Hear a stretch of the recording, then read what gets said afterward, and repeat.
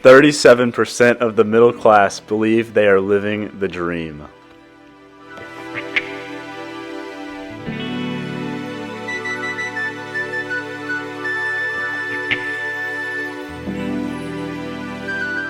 Nine of 10 people in the top 1% in success say that they are satisfied with their lives.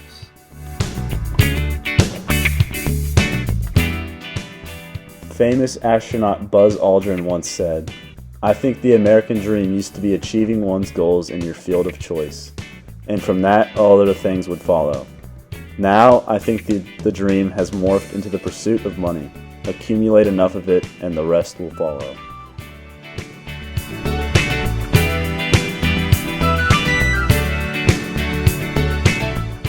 Across all income groups, about half said it's harder for the average person to earn a middle-class income today than when they were kids. In the past century, the American dream has faded from being an optimistic idea of success and opportunity to becoming an idea that most do not believe in. In short, it is losing hope. So, Ainsley, Sally, Andrew, and I are going to get down and dirty and determine what deteriorates the belief of the American dream, and we will investigate whether or not Americans believe the dream is still attainable. So, what is the American dream? We define the dream as a concept that with equal opportunity, one can achieve success, wealth, and happiness through the process of hard work and dedication. However, many believe that there are things that restrict people from achieving the American dream, so we feel it is also important to understand the many factors that contribute to said deterioration of the dream, including race and social status. In an interview conducted by NPR, Jennifer Hammer, a professor at the University of Illinois, says that the accumulation of wealth can have a lot to do with generational wealth. White people have a greater opportunity to accumulate generational wealth because they've had more generations allowed to work towards success. Our first interview will be with Mr. Lawson Whiting. Mr. Whiting is the current president and chief executive officer at Brown-Forman Corporation. Lawson has a bachelor in science degree and finance from Miami University and a master of business administration from the University of Chicago's Business School. Mr. Whiting has had a lot of experience in different jobs with the corporation.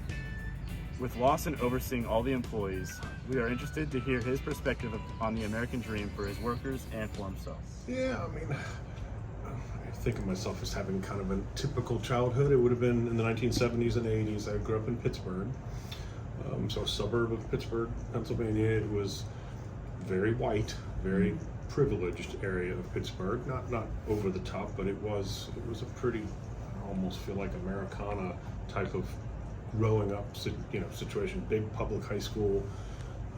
Yeah, I mean, I don't know if when I was your all's age, I don't know if I really had a American dream per se. I mean, I was pursuing business, but I think I was pursuing business because that's what my dad did, and that's what my aunts and uncles did that I was close to. My grandfather had a very successful business career, so I was doing what my family did. Well, I think it's changed a lot over time for me. I mean, right now I'm in a completely different place than I would have been, 30 or 40 years ago. My dream now is just to maintain health and happiness. And, there's health, as you get older, health becomes more and more important in pretty much everything that you do. And I've unfortunately had a spouse, my wife's had a lot of health problems, so my dream right now is to stay healthy and happy and continuing to live life. I mean, I think I did.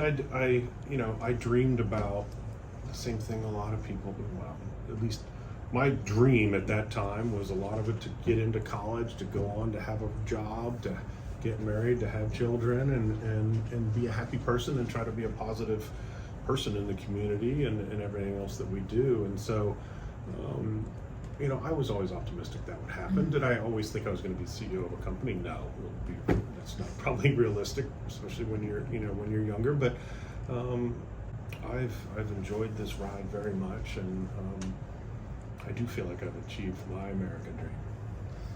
Well, look, I chose business, and that tends to means that you're choosing a path where you're going to pursue money, and that helps to make the American dream come true. And it is very challenging if you can't afford to do the things that eventually get you to an American dream. But I think if we step back and you say, the American dream for all. Does everyone have an equal chance at achieving that American dream? I mean, I wish that were true, but we all know it's not. And certainly, you know, you're surrounded here in the west end of Louisville. These folks are looking for a very different American dream than, say, my children are. And that's tough, and a lot of it has to do with the background that you have, and you know, it's a lot easier to achieve an American dream if your parents are supportive of you, particularly as a young kid, and unfortunately a lot of kids don't have that, and if you don't start that at a young age, it just gets harder and harder over time. Well, I think that's historically, if you go back 100 years kind of thing, social status was everything, and if you weren't born into that upper part of social status, your odds of achieving the American dream were very, very small. I do think a lot of those, particularly in the U.S., have broken down over time, and so you certainly got a better chance these days than you would have, back when literally the upper class was here and everyone else was down here, and it was very hard to break through different class barriers. But no way. I mean, the honest answer is, maybe I grew up on a farm in rural Kentucky. The odds of me sitting in this seat right now probably weren't, are not as good. As I keep coming back to getting a great education when you're young, that was such a big deal for me when I was little. Well, I have more to accomplish. I'm not done here yet. Part of my American dream was raising 3 children and getting them off to a successful, start to a career. One of whom went to collegiate, and she's off to a good start. So I think I've done a lot of what I wanted to do, but I'm not done yet. As we just saw, Mr. Lawson Whiting shared a respectful insight on his perspective of the American dream from the viewpoint of someone who has achieved great success. We heard his backstory and his inspirations, and he showed us a part of his life that gave us an idea of what people can achieve with a little hard work and determination.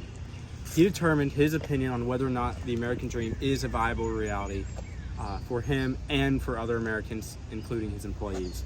We will now take to the streets of Louisville to speak to someone who might have a different perspective to Mr. Whiting, and we will see how the American dream is different for a person who has fulfilled a much different life, and listen to their point of view on what the American dream means to them. Whether or not the American dream is a viable reality will be answered in this interview, and they might have something new to say. I grew up middle class. I was raised in St. Matthews, so that's pretty affluent and that kind of thing.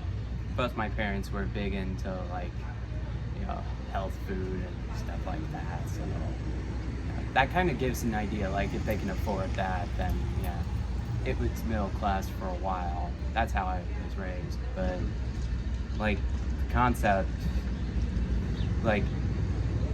I'm familiar with the archetypal ideal that's live in a 50s era suburb with a wife and 2 kids, yada yada.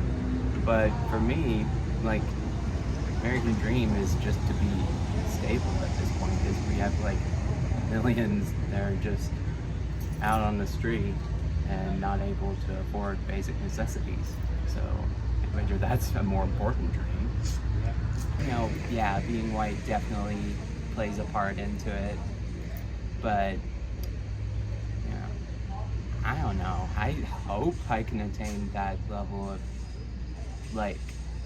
not $500,000 a year level of money, but just enough to be stable, and so I can engage in all my hobbies and stuff. And white people do generally have easier time because of societal bias and all that. Sadly, no, frankly. Definitely think it had some part, because I grew up, accessing the internet in my teens, so just that image of a fairly stable life did play into a part into thinking I could achieve something like this at some point. I definitely have more to go.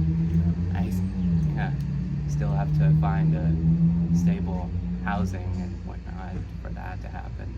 So quite a ways out. Based on our research and interviews, we believe that the promises of the American dream outweigh the pearls. From all of our sources, we were able to determine that through the process of hard work and determination, the American dream is a possible reality for some Americans. Our two interviewees both believed with an economically stable upbringing, one will have a greater chance in achieving the American dream. They both believe it is possible, but it makes it harder to achieve the dream without a good education and upbringing. We also learned that most people believe that because of past prejudices and discrimination, many Americans think the dream is unattainable for minorities. Because of this newly obtained information, our perspectives on the dream has shifted. Our new definition of the American dream is the idea that with the right childhood and value on education and stability, one will be able to achieve their own definition of the American dream, which is not necessarily based on wealth.